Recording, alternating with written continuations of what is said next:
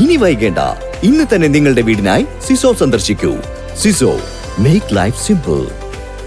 എടക്കരയിൽ മീൻവണ്ടിയിൽ കടത്താൻ ശ്രമിച്ച 16 കിലോ കഞ്ചാവുമായി 2 പേരെ എടക്കര SI P ജയകൃഷ്ണനും ഡാൻസ് ഓഫ് ടീമും ചേർന്ന് പിടികൂടി.